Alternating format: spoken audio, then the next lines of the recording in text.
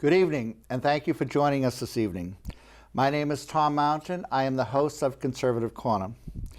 We're very glad to be with you tonight. We've had a long hiatus due to the COVID shutdowns, but as you can see, based on Republican Governor Charlie Baker's new policies, by the end of this month, the 29th specifically, all indoor venues will be open completely, the masks are quickly coming off, and we will return to our lives as we had them before the pandemic.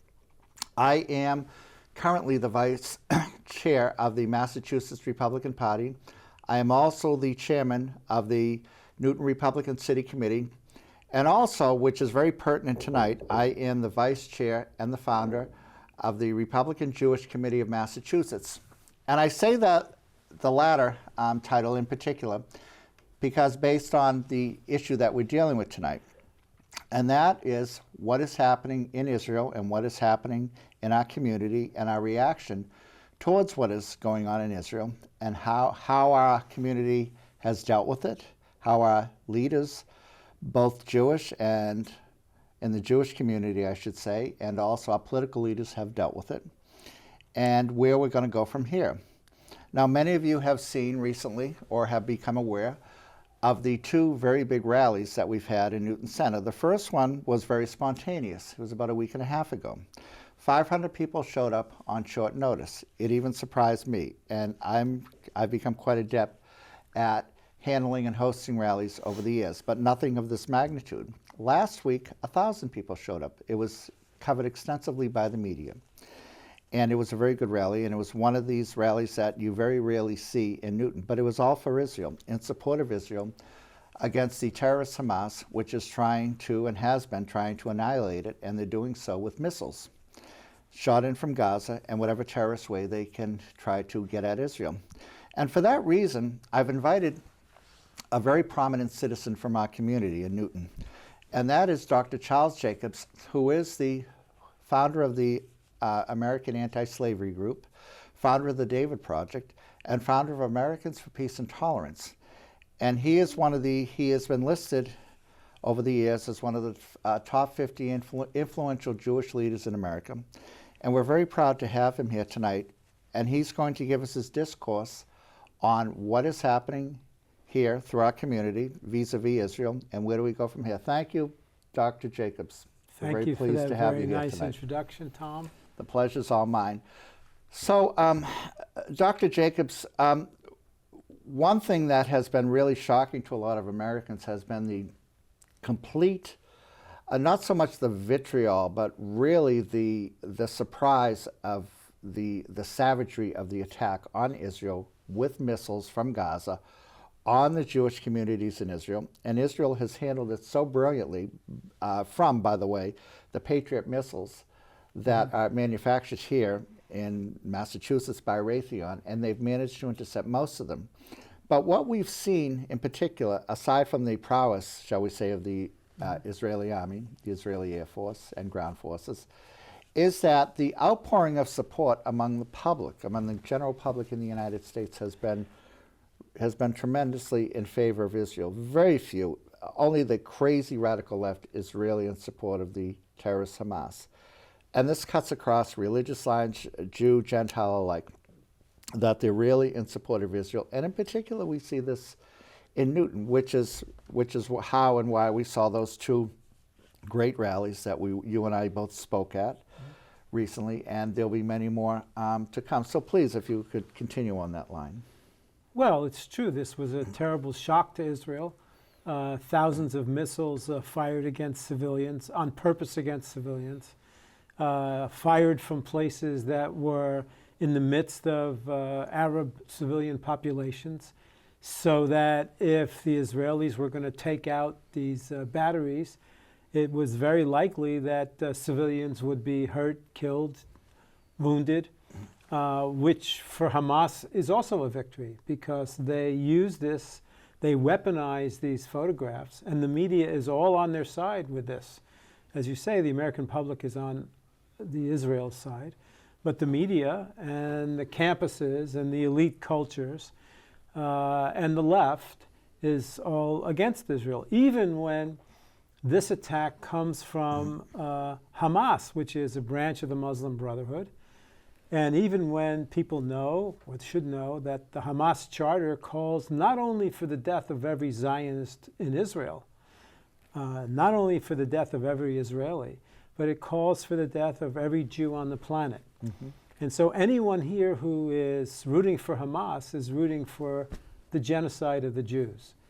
So this is a terrible thing. And even more shocking is what's happened in the West, in Europe, and even in America, where we can see films of vicious physical assaults on Jews in Germany, in France, in Brussels, in Spain, and in America.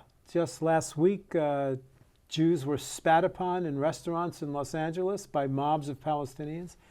They were beaten up on the streets of New York in front of a deli. Mm-hmm. I mean, imagine, the Jews thought this was the golden Medina, the land where nothing like that could ever happen, and it's happening. And it's happening, and it's not going to stop happening because Hamas is here in America.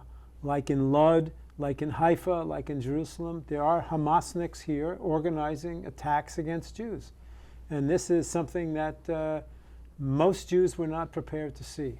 What I've noticed also from the time that we had our first rally about 10 days ago is that the Democrats were pretty much on board with we in the Republican Party in our unanimous support for Israel, which the Republican Party is extremely pro-Israel. We do not have any, shall we say, deviants that go off the reservation. The Democrats do. And of course they have the squad, which is Rashida Tlaib, Ilhan Omar, AOC from New York, and our own Ayanna Pressley. And at the second rally, I called out specifically Ayanna Pressley. And I specifically and dramatically, if I may say, called for her to be pushed out of Congress, called for her to be expelled from Congress. Now, obviously, that's not going to happen because the Democrats control Congress. But nevertheless, she has come out viciously against Israel.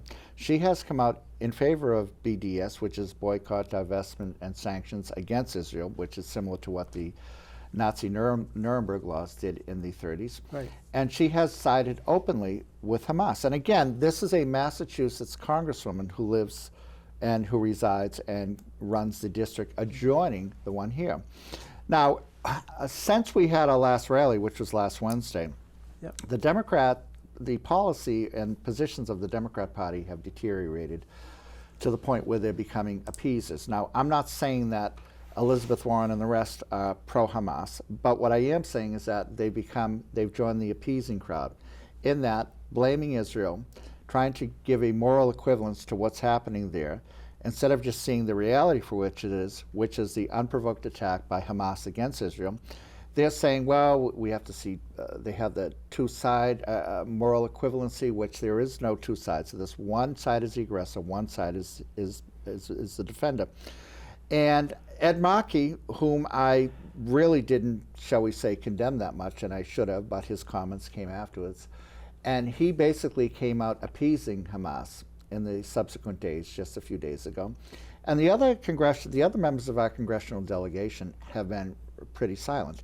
Now that, in addition to the fact that 217 Congress women, men and women, all Democrats, came out against the refunding of the Iron Dome in Israel. Now the Iron Dome, it's that which intercepts the missiles coming in from Gaza and elsewhere. So we're not even talking about, shall we say, sending armaments to Israel at this point. This is just recertifying and replenishing the funds for the Iron Dome. This is for the defense of Israel. And so the Congress, all the Democrats voted against that, and of course all the Republicans voted for that. Right. So we really know which is the pro-Israel party, and we've always known that. And in my speech last week, I alluded to the fact that last year, under the prior administration, the Trump administration, we had Donald Trump, within a span of about a year and a half, made peace with 4 Arab nations, and probably by this time we would have added a few more to the fray, Right. and moving forward as well. Well, let's rename the squad the jihad squad, because they're for Hamas, Yes. or they're protecting Hamas. And again, that's Hamas wants to kill all the Jews in the world, and if you're going to be protecting of Hamas, what does that make you? Really, what does that make you? I recall when Rashida Tlaib or Ilhan Omar, one of them or both of them, were saying horrible things about Jews. The Jews control the Congress with their Benjamins, with their money, That's right. et cetera, et cetera. And the Jews went to the Democrats and said, you have to censure that. That's classical anti-Semitism. You could find that in like Nazi newspapers. You have to, and you know what they did? They didn't. What they did was they condemned a long list of hatreds of man to man ever since Cain and Abel, against gays, against this, and against anti-Semitism. So it was a way of washing over what the Jews really needed, which is to point out this is a very specific hatred, and it's very, very dangerous, and it's aimed at us. The Democratic Party, which the Jews had invested so much of their love and their resources and their effort and their admiration for all of these years, have turned their back on us, The Iron Dome is a shield. It's not a sword. Nobody asked for missiles to fire at anybody except for rockets. So what does it mean that the Democratic Party would take away your shield when you're being attacked? It's horrific. And I have to say that American Jewish leadership was stunned, because these are all very nice people who run our federations and who run the Anti-Defamation League and the American Jewish Committee and the JCRCs, all very nice, decent people, but they have the wrong assumptions, and they had a game plan. And that game plan completely collapsed last week when on the streets of America, Jews were attacked. That's right. And the promotion of anti-Semitism is coming from the very people that our leaders told us would be our friends. And so this is a huge problem. They thought, our leaders made two grand errors over the last 2 decades. The first was criticism of Israel. It's legitimate criticism of Israel. So what if the Boston Globe every day and every day and every day makes Israel seem like the coolest of nations? It's legitimate. Well, it wasn't legitimate criticism because it led to this. It was defamation.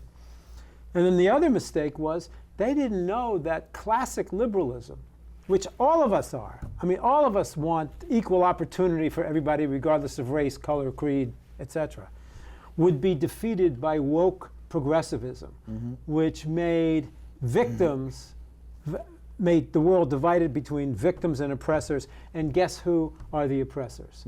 Prosperity is a sin. If you have money, it's because you stole it from somebody else or you prevented somebody. And if the Jews, who are very, very prosperous, are at the top of the pyramid of the sinners now, and we're white.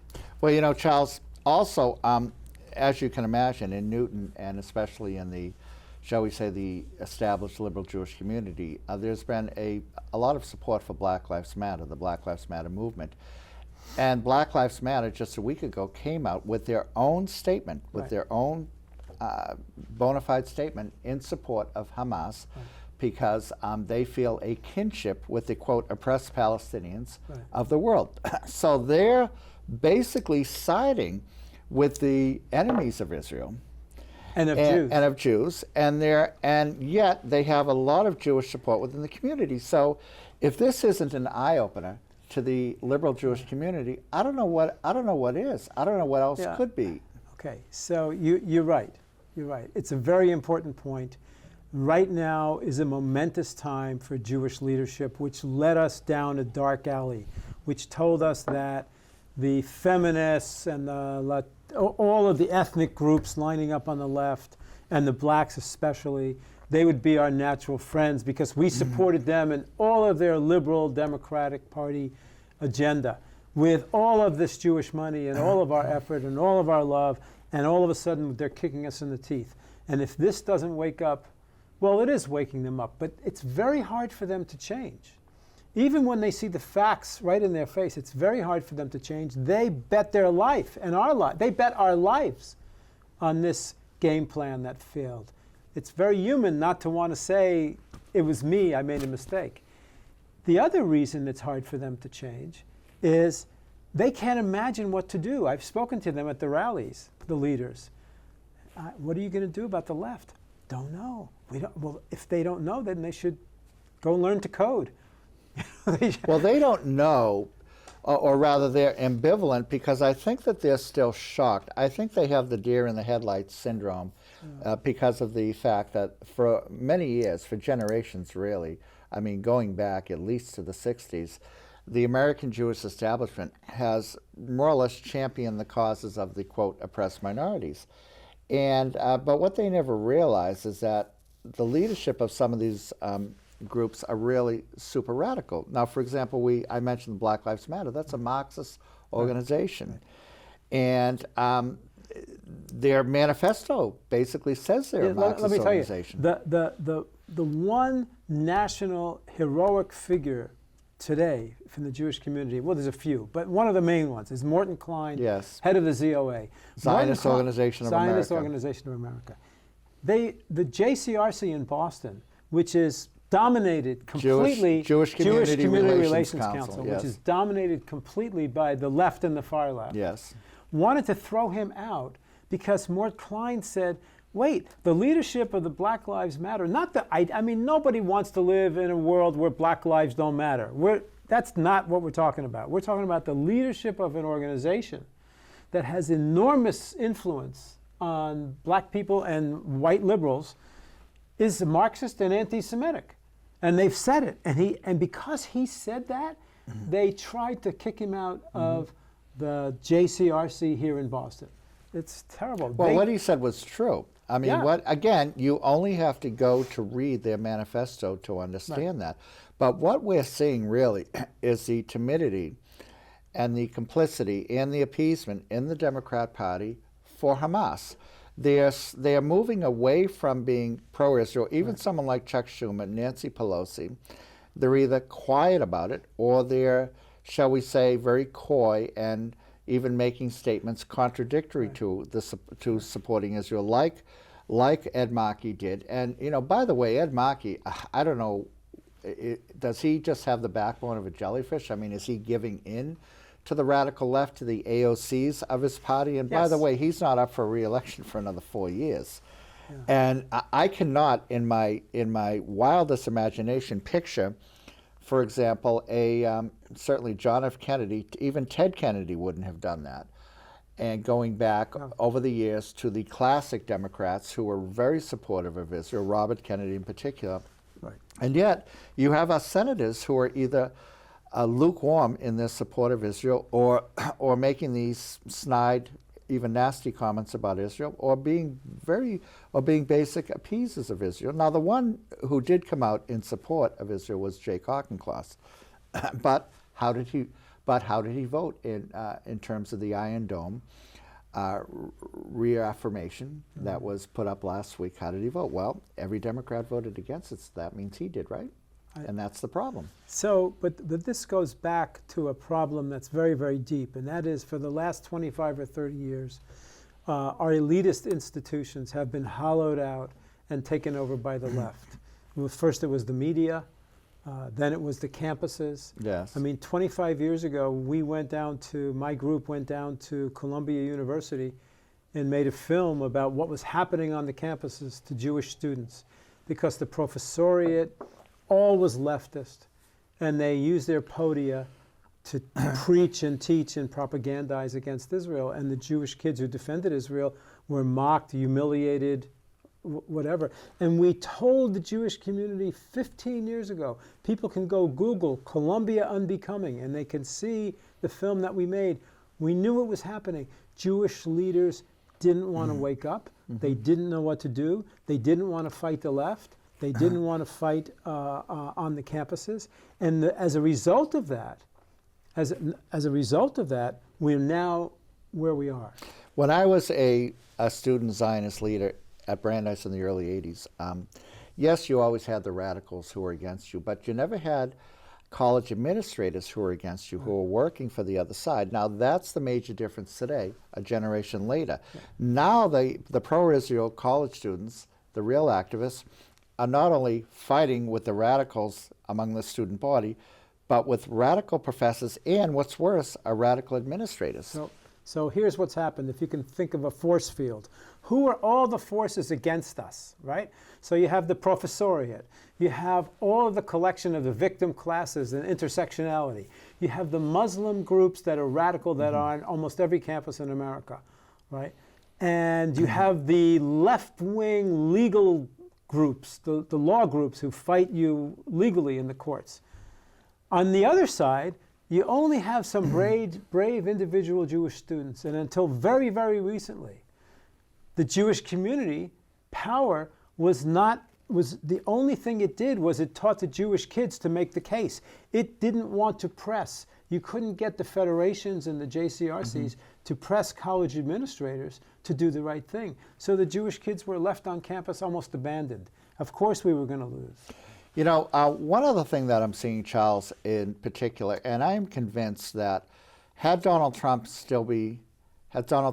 been president still to this day, you would not have seen Hamas launching this assault against Israel. And because Trump was an unabashed supporter of Israel, as was the federal government under him. So Hamas really didn't have any allies or perceived allies in the U.S. government, but I think that they perceive that they do, which is why they took the initiative to attack Israel.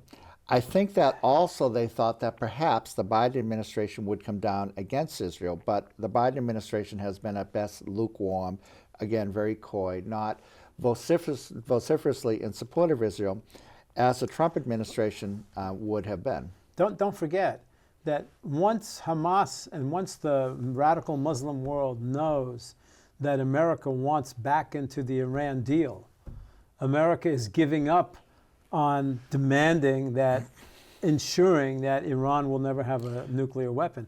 Once that's a signal. Well, this is my lead into what I was going to say and what I said in my speech to the crowd of 1,000 last week. I said, yes, the Hamas missiles are a problem, but they will be defeated because they're short-range missiles. But the real problem on the horizon is Iran, because 5 years ago, the Iran peace treaty was still going strong under the Obama administration. Trump derailed it completely. Given for another 4 years of the Trump administration, Iran probably would have had a change in government. Now we have a Biden administration with all of the Obama and Clinton people back in power, and they're focusing on two things: the so-called two-state solution with the Palestinians, which never worked, has never worked, never will work, and Donald Trump realized that, which is why he ran around it to help Israel create peace with 4 Arab countries. But what we're seeing now is the reintroduction of the Iran so-called peace treaty. All that means is that the U.S. government is releasing assets and millions to billions of dollars to the Iranian mullahs so that they can build their weapons of mass destruction, which of course specifically means nuclear weapons. They'll have the ballistic missile capability, and all they have to do is put the nuclear bombs on the missiles and shoot them to Israel. And by the way, once they get intercontinental range, then they can send them here as well. But what's going to happen because of that is that Israel will not let that happen, which means there could be a major war, maybe a brief war, because Israel will have to attack Iran to take out their nuclear missiles, because the Biden administration is coddling them, appeasing them, and indirectly supporting them. So actually, Biden will have caused probably a major or a significant war in the Middle East because of his policies. And by the way, what I call the reintrusion of none other than John Kerry into this whole scenario, who was a disaster as Secretary of State. And now they brought him in on special assignment to really reinvigorate the Iran deal, which is what he started when he was also Secretary of State, and he wants that to be his legacy. It's mind-boggling that these people are going down that path again when it can only lead to war in the Middle East. It makes no logical sense. The only way to think about it is that whatever Trump wanted, they want to stop. Yes. So, if Trump said it was 12 o'clock and it was really 12 o'clock, the Democrats are going to say it's 12:02. So it's ridiculous. And in fact, it's the most unstable policy. It's a policy that will most lead to instability in the Middle East, when Iran gets excited about having all of this cash and has a free ride to building a nuclear weapon. And it's ridiculous to think that, as the Biden people say and as John Kerry said, they won't be able to do it because there won't be a way to stop them except, as you say, by war. And I think that's what will have to happen. The Israeli government will have to disregard the American government under Biden and just go it alone and do what they have to do. But again, this wouldn't have happened, I believe, had Donald Trump still been in office. And by the way, consider that over the past few years, there were no new wars either started or really continued under Donald Trump. Now, I don't want to get nostalgic about President Trump because obviously he's not in power. The Democrats are, and we have to deal with them. And I think that it's an unfortunate time for Israel that they have to deal with this after going through such a wonderful honeymoon under the Republicans through Donald Trump. Charles, we have the 2-minute warning, so to speak.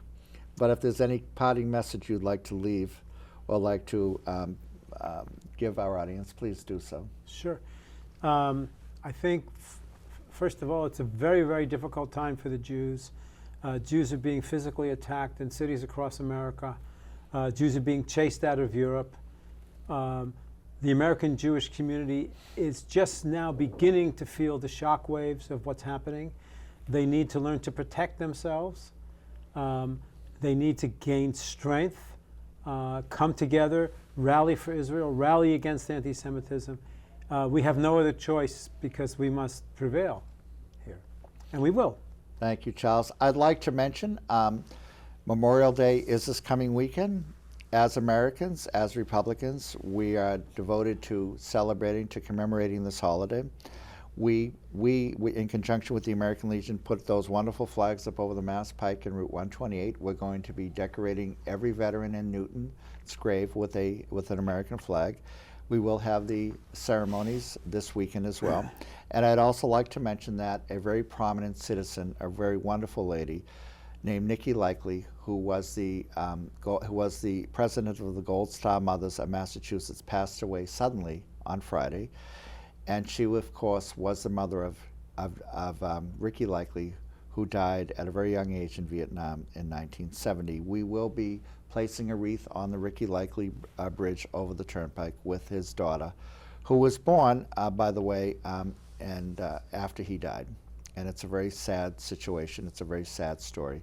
But we're going to be commemorating him and the other soldiers, sailors, and airmen who died to preserve our freedom, to make the United States the country that it is. And again, we can still have you can still have your barbecues, you can still have your picnics, but just pause to remember and pause to commemorate the soldiers, those service people who died for our freedom.